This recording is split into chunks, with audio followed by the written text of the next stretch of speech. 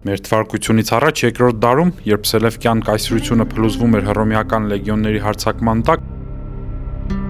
եւ հին աշխարհը մտնում էր վճռական փոփոխությունների շրջան, հայկական լեռնաշխարհում հայտնվեց մի կառավարիչ, որի անունը ընդմիշտ մտավ պատմության մեջ որպես կարգուկանոնի եւ պետականության խորհրդանիշ։ Հայ ժողովրդի պատմության մեջ Արտաշես առաջինի թագավորումը նշանավորվեց կարևորագույն քաղաքական տեղաշարժերով։ Հայաստանը գրեթե ամբողջապես միավորվեց կենտրոնացված պետության մեջ եւ արագորեն վերածվեց Մերձավոր Արևելքում միջազգային հարաբերությունների մշտական եւ ազդեցիկ գործոնի։ Արտաշեսի գահակալման տարիներին կայացավ պետական կառավարման համակարգը, վերակազմավորվեց բանակը, թափ առավ տնտեսությունը եւ դրվեցին մշակութային վերելքի հիմքերը։ Հենց այս վերափոխումներն էին, որ տասնամյակներ շարունակ երաշխավորեցին հայոց պետականության անսասանությունն ու կայունությունը։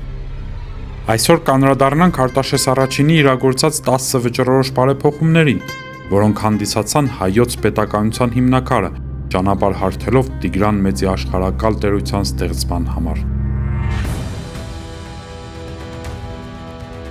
Արտաշեսի առաջնահերթ խնդիրներից էր մեծ հայքի անջատված տարածքների վերամիրավորումը։ Արտաշեսը հետ է վերադարձնում Երվանդ 4-րդ օրոք մեծ հայքից գրավված տարածքները։ Նա Մարաստանից, Վրաստանից, Պոնտոսից, իսկ ավելի ուշ Սելևկյան տերությունից հետ է վերադարձնում գրավյալ հողերը։ Արտաշեսը միավորեց հայկական տարածքների մեծ մասը մեծ հայքի թագավորության մեջ։ Հույն աշխարհագրագետ եւ պատմիչ Ստրաբոնը անդրադառնալով Արտաշես առաջինի եւ Զարեհի տարածքային նվաճումներին շեշտում է. այդ երկրի բոլոր բնակիչները խոսում էին մեկ լեզվով։ Ստրաբոնի այս վկայությունը ակնհայտ է դարձնում այն իրողությունը, որ հայ գահակալները ոչ թե օտար ժողովուրդների հողեր են նվաճել, այլ վերամիավորել են հայաբնակ տարածքները։ Իր միավորիչ գործունեության արդյունքում Արտաշես բարեպաշտը ստեղծում է միաձույլ պետություն, որի կենսունակությունը խարսխված էր էթնիկ միատարրության հիմքի վրա։ Նրա կառավարման օրոք մեծ հայքի դրոշի ներքո միավորվում են հայկական բոլոր տարածքները, բացառությամբ փոքր հայքի, Կոմագենեի եւ Ծոփքի։ Ամենահայտնի եւ թերևս ամենակարևոր սոցիալական բարեփոխումը հողայինն էր։ Այդ ժամանակաշրջանում Հայաստանը կանգնած էր ներքին պառակտման վտանգի առաջ։ Ազդեցիկ նախարարներն ու խոշոր հողատերերը յուրացնում էին հասարակ գյուղացիների համայնքային հողերը։ Արշավանքների ընթացքում մեծաքանակ ստրուկների գերեվարելով Արտաշես թագավորի զորավարներն ու մերձավորները փորձում էին զավթել գյուղական համայնքների հողերը, ինչը հակասում էր արքայի շահերին։ Բանակի թուլացման եւ ապստամբության վտանգ էր առաջանում, քանի որ հենց գյուղացիներից էր բարգացած հետևակը։ Անցկացված հողային բարեփոխման հետ են կապվում սահմանակար համարվող կոթողները, որոնց վրա կան արամերեն արձանագրություններ։ Գյուղական համայնքների հողերն Արտաշեսը սահմանազատեց մասնավոր կալվածքներից, ագարակներից եւ դաստակերտներից։ Սա պարզապես վարչական բարեփոխում չէր, այլ արդարադատության հաստատում թագավորի կողմից։ Մովսես Խորենացու բնորոշմամբ Արտաշեսի օրոք հայոց աշխարհում անմշակ հող չէր մնացել։ Երկրի կյանքում նոր իրադարձություն էր նոր մայրաքաղաքի Արտաշատի հիմնադրումը։ Հին մայրաքաղաքները այլևս չէին համապատասխանում ժամանակի պահանջներին։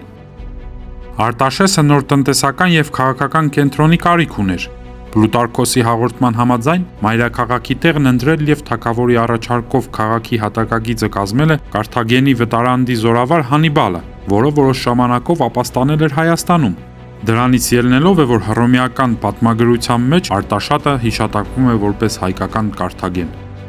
Հայաստանում Հանիբալի ապրելու մասին հաղորդում են Ստրաբոնն ու Պլուտարքոսը։ Պլուտարքոսի հաղորդմամբ Արտաշեսը ընդգրկել էր Հանիբալին իր մերձավորների շրջանակի մեջ, դարձրել էր իր խորհրդականը։ Քաղաքը կառուցվել է Արաքս եւ Մեծամոր գետերի միախառնման վայրում, ապահովելով հզոր պաշտպանություն։ Արտաշատում կառուցվեցին ճոխապարանքներ, տաճարներ, թատրոն եւ այլ շինություններ։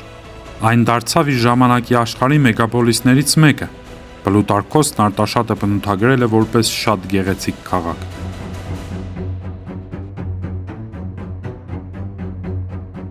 Տարածքի ընդլայնումը պահանջում էր նոր պաշտպանական համակարգ։ Ցեղային աշխարհազորային հին համակարգը անարդյունավետ էր Հռոմի կամ Պարթևստանի պրոֆեսիոնալ բանակների դեմ։ Արտաշես առաջինը մեծացնում եւ մարտական պատրաստվածության պատշաճ մակարդակի է բերում հայոց բանակը։ Նա բանակը բաժանեց 4 սահմանակալ զորավարությունների, ըստ աշխարհի 4 կողմերի։ Յուրաքանչյուր ուղղություն ուներ իր հրամանատարը։ Սա թույլ էր տալիս բանակին շարժունակ լինել եւ արագ արձագանքել ցանկացած ուղղություններից եկող սպառնալիքներին, առանց երկրի տարբեր ծայրերից զորքեր հավաքելու անհրաժեշտության։ Սա պրոֆեսիոնալ սահմանապահ ծառայության նախատիպն էր։ Մեծ հայքի կառավարումն արդյունավետ դարձնելուն էր միտված Արտաշես առաջինի վարչատարածքային բարեփոխումը։ Հսկայական երկիրը կառավարելու համար Արտաշեսը մեծ հայքը բաժանեց 120 ստրատեգիաների։ Նախկինում տեղական իշխանությունը պատկանում էր ցեղապետերին, որոնք իրենց համարում էին թագավորներ։ Գավառի համակարգը ներդնելուց հետո Արտաշեսը նշանակեց իր սեփական կառավարիչներին։ Այժմ հարկերը ուղիղ գնում էին պետական գանձարան, իսկ Արտաշատից եկող հրամանները հասնում էին ամենահեռավոր անկյունները։ Թագավորը ստեղծեց պետական կառավարման համակարգ, որը աշխատում էր ժամացույցի պես։ Հին աշխարհում կրոնը գաղափարախոսություն էր։ Արտաշեսը հասկանում էր, որ միասնական ժողովրդին անհրաժեշտ են միասնական աստվածներ։ Նա սկսեց կրոնական միաձուլության գործընթացը։ Արտաշես առաջինն ամրապնդեց թագավորական նախնիների պաշտամունքը Հայաստանում, որը վկայված էր դեռևս Քրիստոսից առաջ 8-րդ դարում։ Արդինի Մուսասիրի տաճարում գերագույն Խալդի Աստծո արձանի կողքին պաշտվում էին արքաների արձանները, որոնք աստվածացվել էին մահվանից հետո։ Արտաշատում կառուցվեց Մայրդիցուհի Անահիտի տաճարը, որտեղ կանգնեցվեցին Արտաշեսի նախնիների արձանները։ Արտաշեսը նվաճված քաղաքներից աստվածների արձանները տեղափոխեց Արտաշատ եւ այլ կրոնական կենտրոններ։ Նա հաստատեց թագավորական նախնիների պաշտամունքը, սրբազան դարձնելով իշխող դինաստիան։ Թագավորի պաշտամունքը դարձավ կրոնի մի մաս, ամրապնդելով նրա բացարձակ իշխանությունը։ Մովսես Խորենացին գրում է, որ Արտաշեսը նավեր է իջեցրել գետերի եւ լճերի վրա։ Այս փաստը հաճախ անտեսվում է, չնայած այն կարևորագույն ենթակառուցվածքային բարեփոխում է։ Արտաշեսի օրոք ջանքեր են գործադրվել ճահիճները չորացնելու համար, մասնավորապես Արարատյան դաշտում ստեղծելով նոր բերրի հողատարածքներ։ Միաժամանակ Արաքս գետում եւ Սևանա լճում կազմակերպվել է նավարկություն։ Սա հեշտացրեց հացահատիկի, քարի եւ այլ ծանր բեռների տեղափոխումը, կապելով երկրի տարբեր շրջանները։ Ներքին առևտուրը դարձրեց ավելի արագ եւ էժան։ Պետությունը չէր կարող գոյատևել առանց ճշգրիտ օրացույցի։ Անհնար էր ճիշտ նշել տոները, պլանավորել գյուղատնտեսական աշխատանքները եւ հավաքել հարկերը։ Արտաշեսը բարեփոխեց հայկական տոմարը եւ ճշգրտեց օրացույցը։ Տարին բաժանեց ամիսների։ Յուրաքանչյուր ամիս կապված էր որոշակի եղանակի եւ աշխատանքի տեսակի հետ։ Օրացույցը մարդկանց օգնեց հեշտությամբ կողմնորոշվել տարվա ընթացքում,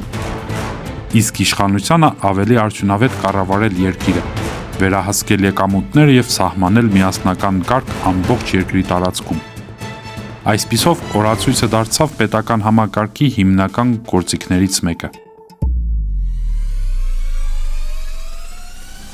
Արտաշեսը հստակ սահմանեց թագավորական ընտանիքի անդամների կարգավիճակը, գահի համար անվերջ պատերազմներից խուսափելու համար։ Պետության կարևորագույն պաշտոններում Արտաշես առաջինը նշանակեց իր մերձագույն մարդկանց։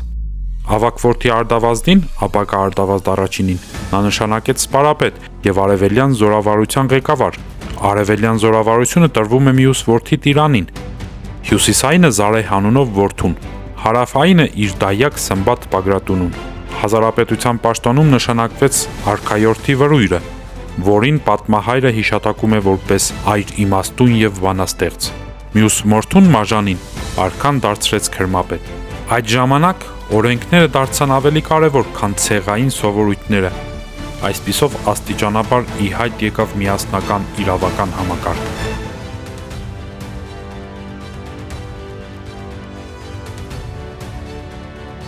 Արտաշատ քաղաքի հիմնադրումը Հայաստանը վերածեց արևելքի եւ արևմուտքի միջև ընկած խոշոր առևտրային կենտրոնի։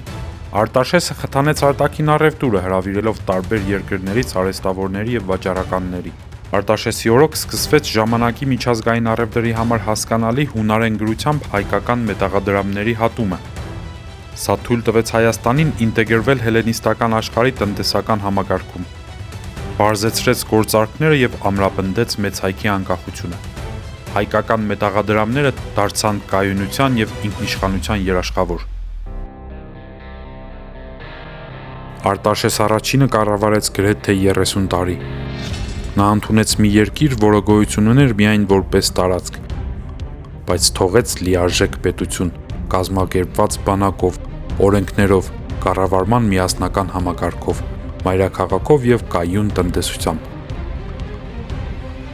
Այս ամուր հիմքը թույլ տվեց նրա թոռանը Տիգրան Մեծին հետագայում ստեղծել ծովից ծով ձգվող հզոր կայսրություն։ Չմոռանաք բաժանորդագրվել ալիքին, հավանել այս տեսանյութը և կիսվել ձեր ընկերների հետ։